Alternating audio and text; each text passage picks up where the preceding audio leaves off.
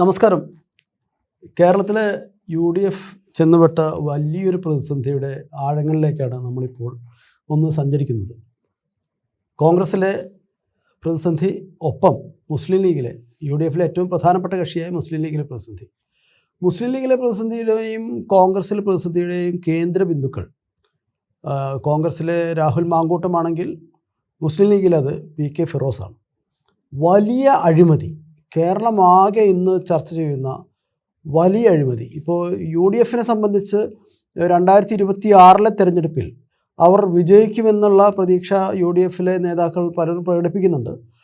ഒപ്പം അവർ പല ഘട്ടത്തിലും ആരൊക്കെ മന്ത്രിയാവണമെന്ന് വരെ തീരുമാനിക്കുന്ന ഒരു സാഹചര്യം ഉണ്ടായിട്ടുണ്ട്. പക്ഷേ ഈ ദിവസങ്ങളിൽ, ഈ കഴിഞ്ഞ ആഴ്ചകളിൽ വന്ന വളരെ ഗുരുതരമായ ആരോപണങ്ങൾ അത് UDFിൻ്റെ സാധ്യതകളെ പൂർണ്ണമായും ഇല്ലാതാക്കുന്ന തരത്തിലേക്ക്, ഒപ്പം LDFിന് ഭരണനേട്ടങ്ങൾ ഒരു ഭാഗത്ത് നിൽക്കുമ്പോൾ UDF ഭരണത്തിൽ നിന്ന് 10 വർഷം മാറി നിൽക്കുമ്പോഴും അവർ കാണിക്കുന്ന അഴിമതിയുടെ ആ ഒരു ഗാഢതയാണ് കേരളം ഇപ്പോൾ ചർച്ച ചെയ്തുകൊണ്ടിരിക്കുന്നത്. അഴിമതി, ലൈംഗിക വൈകൃതങ്ങൾ, സാമ്പത്തികമായ ജനങ്ങളിൽ നിന്ന് വയനാട്ടിലെ പുനരധിവാസത്തിന് വേണ്ടി പിരിച്ച പൈസ മുക്കുന്ന തരത്തിലേക്കുള്ള നേതാക്കളുടെ ഇടപെടൽ, ഇതെല്ലാം കേരളത്തിലെ UDF രാഷ്ട്രീയത്തിലെ മാലിന്യത്തെ കൂടുതൽ ദുർഗന്ധപൂരിതമാക്കുന്ന ഒരു സ്ഥിതി ഉണ്ടായിട്ടുണ്ട്. ദേശാഭിമാനിയുടെ Thiruvananthapuram bureau chief CK Dinesh ഇതിലേക്ക് കുറച്ചുകൂടി വെളിച്ചം വീശാൻ സാധിക്കും. പൊതുവിൽ കേരള രാഷ്ട്രീയത്തിൽ നടന്നുകൊണ്ടിരിക്കുന്നത് ഒരു ജനറേഷൻ മാറ്റമാണ്. നമ്മുടെ LDFിൻ്റെ മന്ത്രിസഭ 2021 വന്നപ്പോൾ CPMൻ്റെ ഒരു പറ്റം യുവ നേതാക്കളാണ് മന്ത്രിമാരായി മാറിയതും രംഗത്ത് സജീവമായി വന്നതും. അപ്പോൾ ആ നേതാക്കളുടെ പെർഫോമൻസ് ഇപ്പോൾ കേരളം കണ്ടുകൊണ്ടിരിക്കുകയാണ്. അവരെങ്ങനെയാണ് ഈ സർക്കാർ കൊണ്ടു നടക്കുന്നത്, അവരെങ്ങനെയാണ് കേരളത്തെ സമൃദ്ധിയിലേക്ക് നയിക്കുന്നത്, സാമ്പത്തികം, വ്യവസായം, ഏത് വകുപ്പ് നോക്കിയാലും, തദ്ദേശം, അങ്ങനെ എല്ലാ, ടൂറിസം, PWD, എല്ലാ വകുപ്പ് നോക്കിയാലും നമുക്ക് അതിൻ്റെ മെച്ചം കാണാനുണ്ട്. ഇതിൻ്റെ മറ്റൊരു വശമാണ് UDFിൽ നടന്നുകൊണ്ടിരിക്കുന്നത്. അതായത് പ്രതിപക്ഷ നേതാവ് VD സതീശൻ ഈ കോൺഗ്രസിൻ്റെ തലപ്പത്ത് വന്ന ശേഷം ഒരു പുതിയ ജനറേഷനെ ഇവർ മുകളിലേക്ക് കൊണ്ടുവന്നു. കോൺഗ്രസിനകത്ത് രാഹുൽ മാങ്കൂട്ടം നേരത്തെ പറഞ്ഞ പോലെ ഷാഫി പറമ്പിൽ, ലീഗിനകത്ത് ഫിറോസ്. അപ്പോൾ ഈ പുതിയ നേതൃത്വത്തെയാണ് കേരളം കണ്ടുകൊണ്ടിരിക്കുന്നത്. രാഹുൽ മാങ്കൂട്ടത്തിൻ്റെ കഥ നമുക്ക് കേരളത്തിൽ ആർക്കും പറഞ്ഞു കൊടുക്കേണ്ട ആവശ്യമില്ല. ലൈംഗിക വൈകൃതം എന്ന് പറഞ്ഞു കഴിഞ്ഞാൽ ഒരുപക്ഷെ അമ്മമാരും സഹോദരിമാരും കേട്ട് കഴിഞ്ഞാൽ ഞെട്ടിപ്പോകുന്ന വിവരങ്ങളാണ് ഇതിനകം പുറത്തു വന്നത്. കുറേ അധികം വിവരങ്ങൾ പുറത്തു വരാനുണ്ട്. ഞാൻ മനസ്സിലാക്കുന്നത് AICCക്ക് കൊടുത്തിട്ടുള്ള പരാതി, കോൺഗ്രസിൽ ക്യാമ്പിൽ നിന്ന് പോയിട്ടുള്ള പരാതി, സ്ത്രീപീഡനം, സാമ്പത്തിക വെട്ടിപ്പ്. കോൺഗ്രസിലെ ഒരു മുൻ MP കൃത്യമായ തെളിവ് സഹിതം AICCക്ക് വേറെ പരാതി കൊടുത്തിട്ടുണ്ട്, അദ്ദേഹത്തിൻ്റെ കുടുംബത്തിൽ നേരിട്ടിട്ടുള്ള ദുരനുഭവങ്ങൾ. അപ്പോൾ കോൺഗ്രസിനകത്ത് വളർത്തിക്കൊണ്ടുവന്ന ഒരു പ്രധാനപ്പെട്ട കക്ഷിയുടെ അവസ്ഥ അതാണെങ്കിൽ ഇതിനെല്ലാം സാമ്പത്തികമായിട്ടും ഗുണ്ടാബലം കൊണ്ടും സഹായം ചെയ്യുന്ന ഒരാളാണ് ഷാഫി പറമ്പിൽ. നമുക്ക് കണ്ടറിയാം, ഫേസ്ബുക്കിൽ ഇവരൊരു പോസ്റ്റ് ഇട്ട് കഴിഞ്ഞാൽ വെട്ടുകളികളെ പോലെ അത് പ്രചരിപ്പിക്കാൻ വേണ്ടിയിട്ടുള്ള വലിയൊരു കൂട്ടമുണ്ട്. ഇതിനൊക്കെ വലിയ സാമ്പത്തിക ഇതാവശ്യമുണ്ട്. ഒരുപാട് പൈസ മുടക്കിയിട്ടാണ് ഇതൊക്കെ ചെയ്യുന്നത്. ഇതേ കഥയാണ് ഇപ്പോൾ KT ജലീൽ എനിക്ക് തോന്നുന്നത് മുഴുവൻ വിവരങ്ങളും പുറത്തു വിട്ടിട്ടില്ല. PK ഫിറോസുമായിട്ട് ബന്ധപ്പെട്ട് നടക്കുന്ന കൊള്ളയും അഴിമതിയും സംബന്ധിച്ചുള്ള ഡീറ്റെയിൽസ് എല്ലാം ലീഗിൽ നിന്ന് തന്നെയാണ് കിട്ടുന്നത്. KT ജലീലിൻ്റെ സുഹൃത്തുക്കൾ വഴിയും ലീഗിൽ നിന്നുള്ള വിവരങ്ങൾ വഴിയാണ് കിട്ടുന്നത്. അത് കൂടുതൽ അന്വേഷിച്ചുകൊണ്ടിരിക്കുകയാണ്. ഇപ്പോൾ പുതിയതായിട്ട് പുറത്തു വരുന്നൊരു വിവരം എന്താണെന്ന് വെച്ചാൽ രാഹുൽ മാങ്കൂട്ടം, ഷാഫി പറമ്പിൽ, PK ഫിറോസ്, ഈ 3 പേരും ചേർന്നിട്ട് ആണ് ഓപ്പറേഷൻസ്. അതായത് ബിസിനസ് ബന്ധങ്ങളാണ്. ഗൾഫിൽ ഉൾപ്പെടെയുള്ള സ്ഥാപനങ്ങൾ, കേരളത്തിലുള്ള സ്ഥാപനങ്ങൾ ഇതിനു വേണ്ടിയിട്ട് ഫണ്ട് ചെലവഴിക്കാൻ വേണ്ടിയിട്ട് പാർട്ടിയെ ഉപയോഗപ്പെടുത്തുക.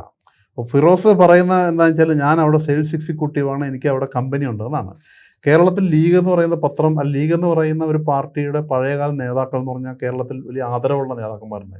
മുസ്ലിം ലീഗിൻ്റെ ഒരു പാരമ്പര്യം തന്നെ സമ്പന്നന്മാരായ നേതാക്കൾ ചന്ദ്രിക പത്രം തന്നെ എടുത്തോളൂ. ആദ്യകാലത്ത് ചന്ദ്രിക പത്രം എന്ന് വെച്ചാൽ അങ്ങനെയുള്ള ഒരു പാരമ്പര്യവും അവർക്കൊരു സാമൂഹ്യ പ്രസക്തി ഉണ്ടായിരുന്നൊരു കാലം ഉണ്ടായിരുന്നു. അവിടെ നിന്നാണ് ഈ പുതിയ ജനറേഷനിലേക്ക് ഈ പാർട്ടി വരുന്നത്. ഞങ്ങൾ ബിസിനസ് നടത്തി പൈസ ഉണ്ടാക്കും, സ്ഥാപിക്കാൻ വേണ്ടി കൃത്രിമം തെളിവുണ്ടാക്കുക, എന്നിട്ട് ഈ മുണ്ട് അതൊരു അഴിമതി, വലിയ അഴിമതിയാണ് മുണ്ടിൽ പുറത്തു വരുന്നത്. ധോത്തി.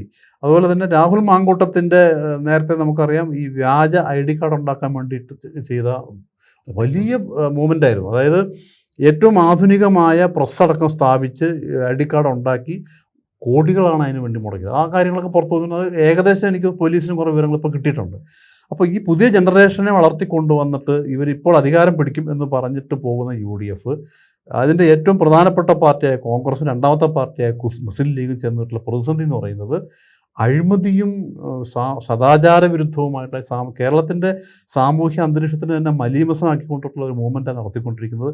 അതിന് തക്കതായ ഒരു ഇടപെടൽ ഈ കോൺഗ്രസിലെയും ലീഗിലെയും നേതാക്കന്മാർ, മുതിർന്ന നേതാക്കൾ നടത്തുന്നില്ല എന്നുള്ളത് അത് കേരളം ചർച്ച ചെയ്യേണ്ട ഒരു വിഷയമാണ്. ഇതിലിപ്പോൾ ഫിറോസിൻ്റെ കാര്യത്തിൽ ശരിക്കും നമ്മൾ അത് കാണുമ്പോൾ Firoz KT Jaleel, Firoz versus KT Jaleel എന്നുള്ള അങ്ങനെ ചുരുക്കി കാണാൻ പറ്റില്ല ഈ സംഗതി, ഒരിക്കലും പറ്റില്ല. കാരണം KT ജലീൽ ഉന്നയിക്കുന്ന സുപ്രധാനമായ അദ്ദേഹം മുന്നോട്ട് വയ്ക്കുന്ന തെളിവുകളെ ഒന്നും ലംഘിക്കാൻ ഫിറോസിന് സാധിക്കുന്നില്ല.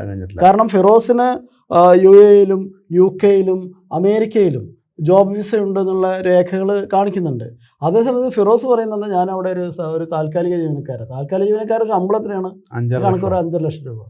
അപ്പോൾ ഇങ്ങനെ ഇവിടെ ഒരു ജോലിയും കൈകൊണ്ട് ഒരു ജോലിയും ചെയ്യാത്തൊരു മനുഷ്യനാണ്. ഇന്നലെ കോഴിക്കോടുള്ള പത്രസമ്മേളനം തന്നെ തെളിവാണ്. വളരെ മീഡിയ വന്ന ചോദ്യങ്ങൾക്കൊന്നും ഉത്തരം പറയാൻ പറ്റിയിട്ടില്ല. 3 പേര് ഓഫീസർമാരായിട്ടുള്ള ഒരു കമ്പനി അങ്ങനെ നിലനിൽക്കുന്നു. അതിൻ്റെ ഓഫീസ് ആരെയും കണ്ടവരുണ്ടോ?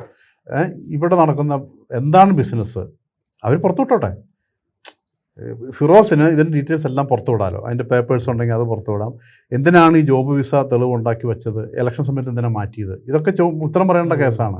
മാത്രമല്ല ഇപ്പോൾ ME ഫ്രൈഡ് ചിക്കൻ കമ്പനിയാണ്. ഒരു ഫ്രാഞ്ചൈസിക്ക് ഏതാണ്ട് 50 ലക്ഷം രൂപ ചിലവ് വരുമെന്ന് പറയുന്നത് ഏകദേശം. അങ്ങനെ 2 യൂണിറ്റ് പുള്ളി പരസ്യം സമ്മതിച്ചു കഴിഞ്ഞു എനിക്കുണ്ടെന്ന്. ഞങ്ങൾ കേരളത്തിലെ മുസ്ലിം ലീഗിൻ്റെ യൂത്ത് വിങ്ങിൻ്റെ നേതാവാണ് ഈ പറയുന്നത്. എൻ്റെ പ്രധാന ജോലി ഈ ബിസിനസ്സാണെന്ന്. ഈ രാഷ്ട്രീയമായിട്ട് ഇതെങ്ങനെ കൂട്ടിക്കുഴയ്ക്കാൻ പറ്റും? ഇതേ യൂത്ത് ലീഗിൻ്റെ നേതാവായിരുന്നു KT ജലീൽ. അയാളുടെ പാരമ്പര്യവും അയാളുടെ രാഷ്ട്രീയ പ്രവർത്തനം നമ്മുടെ കണ്ണിലുള്ളതല്ലേ. അപ്പോൾ ഇങ്ങനെ താരതമ്യം ചെയ്യുമ്പോൾ ഇത് ഒരുതരം ക്രിമിനൽ ബിസിനസ് സംഘമായിട്ട് മാറിക്കൊണ്ടിരിക്കുന്നു എന്നുള്ളതാണ്. ഇതിലിപ്പോൾ ഈ യുവ നേതാക്കൾ, കോൺഗ്രസിലെ ഷാഫി, മാങ്കൂട്ടത്തിൽ, ലീഗിലെ ഫിറോസ്, ഈ യുവ നേതാക്കളുടെ ഒരു വരവ് ശ്രദ്ധിച്ചിട്ടുണ്ടോ? ഇവർ കാര്യമായിട്ടുള്ളൊരു സമര പാരമ്പര്യമൊന്നും ഇല്ലാത്തൊരു മനുഷ്യരാണ് അവർ. 10 വർഷമായിട്ട് LDF ഭരിക്കുമ്പോൾ സ്വാഭാവികമായിട്ട് അവരുടെ ഭാഗത്ത് നിന്ന് ഉയരേണ്ട ഒരു സമരങ്ങളും ഉണ്ടായിട്ടില്ല. പക്ഷേ ഈ മുതിർന്ന ലീഡേഴ്സിനെ തെറി വിളിക്കുക, മുഖ്യമന്ത്രി പിണറായി വിജയനെയൊക്കെ വളരെ മോശമായിട്ട് അഭിസംബോധന ചെയ്യുന്ന തരത്തിലുള്ള അങ്ങനെ ആ ഒരു സംഗതി. ഇവരുടെ ഈ വെട്ടുകിളി കൂട്ടങ്ങളുണ്ടല്ലോ, അവരാണെങ്കിൽ അങ്ങേയറ്റം ഈ സമൂഹ മാധ്യമങ്ങളുടെ ഒരു അന്തരീക്ഷത്തെ അങ്ങേയറ്റം മലീമസമാക്കുന്ന വിധത്തിലുള്ള അവരുടെ ഒരു ഭാഷ, തെറിവിളി. ഇപ്പോൾ സതീശൻ മാങ്കൂട്ടത്തിനെതിരെ നടപടിയെടുത്തതിന് കോൺഗ്രസ് നടപടിയെ ന്യായീകരിക്കുമ്പോൾ തന്നെ സതീശനെതിരെയാണ് വലിയ ആക്ഷേപം. സതീശൻ മകളായിട്ട് കൺസിഡർ ചെയ്യുന്ന ആ പെൺകുട്ടിയെ എത്ര മോശമായിട്ടാണ് കോൺഗ്രസ്. അതൊക്കെ ശരിക്കും ഈ ഷാഫിയുടെയും മാങ്കൂട്ടത്തിൻ്റെയും അറിവോടുകൂടി തന്നെയാണെന്നുള്ളതാണ്. ഉറപ്പായിട്ടും അതിനകത്ത് VD സതീശൻ ചെന്നപ്പെട്ട ഒരു ട്രാപ്പാണ് ശരിക്കും. VD സതീശൻ വളർത്തിക്കൊണ്ടുവന്ന ടീം തന്നെയാണ് ഇപ്പോൾ ഈ സതീശനെതിരെ തിരിഞ്ഞിട്ടുള്ളത്. അതിൻ്റെ ഒരു കാരണം സതീശന് ഇനി ഇവരുടെ കൂടെ നിൽക്കാൻ പറ്റില്ല. കാരണം പൊതുസമൂഹം അവരെ തിരിച്ചറിഞ്ഞു കഴിഞ്ഞു. രാഹുൽ മാങ്കൂട്ടത്തെ രക്ഷിക്കാൻ വേണ്ടി നിൽക്കുന്നു എന്ന് പുറത്ത് പറഞ്ഞാൽ സ്വാഭാവികമായിട്ടും അതിൻ്റെ തിരിച്ചടി രാഷ്ട്രീയമായിട്ട് കിട്ടും. അപ്പോൾ പരസ്യമായിട്ടെങ്കിലും പുള്ളിക്ക് അകന്നു നിന്നേ പറ്റൂ, രഹസ്യമായി സഹായിച്ചാലും. മറ്റൊന്ന്, ഇപ്പോൾ VM സുധീറിനെ പോലെ കേരളം വളരെ ബഹുമാനത്തോടെ കാണുന്ന ഒരു നേതാവ്, ആ സുധീരൻ തന്നെ പറഞ്ഞിട്ടുണ്ട്, കോൺഗ്രസിൽ എന്തെങ്കിലും അഭിപ്രായം പറഞ്ഞാൽ അവരെ സൈബർ ഇടത്തിൽ ആക്രമിച്ച് നശിപ്പിക്കുകയാണ് എന്നുള്ളത് പണ്ടേ പുള്ളി പരസ്യമായി പറഞ്ഞിട്ടുള്ള കാര്യമാണ്. അതിപ്പോഴും കണ്ടിന്യൂ ചെയ്യുകയാണ്. ഇപ്പോൾ സുധാകരൻ്റെ കൂടെ വലിയൊരു സംഘം ഉണ്ടായിരുന്നു ഒരു കാലത്ത്. സുധാകരനെ ആരെങ്കിലും ആക്രമിച്ചു കഴിഞ്ഞാൽ തിരിച്ച് അവന് നിലംപരിശാക്കുന്ന രീതി ഉണ്ടായിരുന്നു. മറ്റുള്ള നേതാക്കന്മാർക്ക് ഈ സംഘമുണ്ട്. ഇപ്പോൾ ഗ്രൂപ്പ് എന്നുള്ള പേരിലാണെങ്കിലും ഇതൊക്കെ ഷാഫി പറമ്പിലുമായിട്ട് ബന്ധപ്പെട്ട ടീമിനാണ് ഈ സതീശനെതിരെ ആക്രമിക്കുന്നത്. സതീശൻ്റെ കുടുംബത്തെ, ചെന്നിത്തലയുടെ കുടുംബത്തെ, രമേശ് ചെന്നിത്തല നേതാവെന്നുള്ളതിലേക്ക് ആക്രമിക്കാം. പക്ഷെ അവരുടെ കുടുംബത്തിനൊക്കെ ഇവർ ആക്രമിച്ചുകൊണ്ടിരിക്കുകയാണ്. കോൺഗ്രസ് ഹാൻഡിൽ നിന്ന് പരസ്യമായി പറഞ്ഞുകൊണ്ട് തന്നെ, രഹസ്യമായിട്ടല്ല, കള്ള ഐഡിയകളും അല്ല, നേരിട്ട് പറയാണ് നിങ്ങൾ ഈ പിന്നെ രാഹുൽ മാങ്കൂട്ടത്തെ ചീത്തയാക്കി എന്ന് പറഞ്ഞു. അപ്പോൾ മാങ്കൂട്ടത്തിന് വേണ്ടി വാദിക്കുന്ന വലിയൊരു സംഘത്തിൻ്റെ കയ്യിലേക്ക് ഈ പാർട്ടി പോയിക്കൊണ്ടിരിക്കുന്നു എന്നുള്ള വലിയ അപകടം കൂടി അതിനകത്തുണ്ട്. നമ്മൾ ഇങ്ങനെയൊക്കെ ചർച്ച ചെയ്യുമ്പോഴേ തൊട്ട് ഈ നേരെ ഓപ്പോസിറ്റ് ഇപ്പുറത്ത് ഇപ്പോൾ DYFIക്കാർ ചെയ്യുന്നൊരു പണിയും കൂടി നമ്മൾ ശ്രദ്ധിക്കേണ്ടതുണ്ട്. DYFIക്കാർ കൃത്യമായിട്ട് ഭക്ഷണം കൊടുക്കുന്നു ആശുപത്രികളിൽ, സാർവദേശീയ വിഷയങ്ങളിലും ദേശീയ വിഷയങ്ങളിലും കൃത്യമായിട്ടുള്ള നിലപാടുകൾ പ്രഖ്യാപിക്കുന്നു. ഇപ്പോൾ പലസ്തീനെതിരെ വലിയ പലസ്തീനെതിരെയുള്ള ആക്രമണത്തിനെതിരെ വലിയ ക്യാമ്പയിൻ DYFI നടത്തിക്കൊണ്ടിരിക്കുകയാണ്. ഹിന്ദുത്വ ഫാസിസ്റ്റ് പ്രവണതകൾക്കെതിരെയുള്ള ശക്തമായ സമരങ്ങളും DYFI നടത്തുന്നു. അതേ സമയത്ത് ആശുപത്രികളിൽ ഭക്ഷണം എത്തിക്കുന്ന പരിപാടിയാണ്. തിരുവോണത്തിന് സദ്യ കൊടുക്കുന്നു. ഒരു യുവജന സംഘടന എന്തായിരിക്കണമെന്ന് ഇവിടെ DYFI എല്ലാ ദിവസവും തെളിയിച്ചുകൊണ്ടിരിക്കുമ്പോഴാണ് ഇപ്പുറത്ത് ഇത്തരം അവസ്ഥ. അതായത് അടുത്ത കാലത്ത് ഈ KJ ജേക്കബിൻ്റെ ഒരു ഫേസ്ബുക്ക് പോസ്റ്റ് ഉണ്ടായിരുന്നു.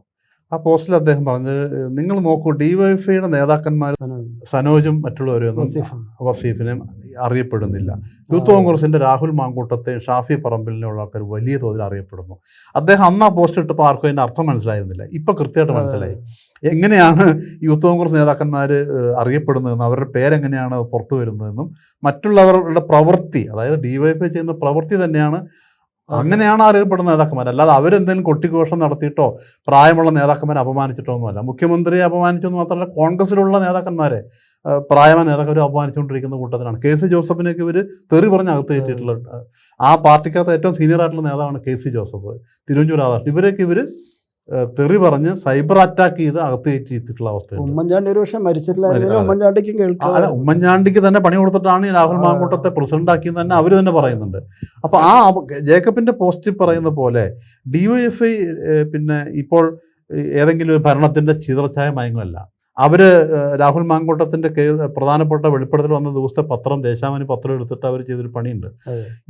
ഈ ഓരോ മെഡിക്കൽ കോളേജിലും പാവപ്പെട്ട രോഗികൾക്കും ആശ്രിതർക്കും ചോറ് കൊടുക്കുന്ന DYFI പ്രവർത്തകരെ ആക്ഷേപിക്കാൻ വേണ്ടി മെനക്കെട്ട ആളാണ് ഈ രാഹുൽ മാങ്കൂട്ടം. ഞാൻ പറയുന്ന ഒരു നല്ല പ്രവൃത്തി ചെയ്യുന്നവരെ ആക്ഷേപിക്കുക എന്നുള്ളത് ഒരു വലിയ രാഷ്ട്രീയ ദുരന്തമാണല്ലോ. അപ്പോൾ അത്തരം പ്രവർത്തനങ്ങളിൽ ഏർപ്പെടുന്ന DYFIയുടെ ജനപിന്തുണ നാൾക്കുനാൾ വർദ്ധിച്ചു വരുന്നു.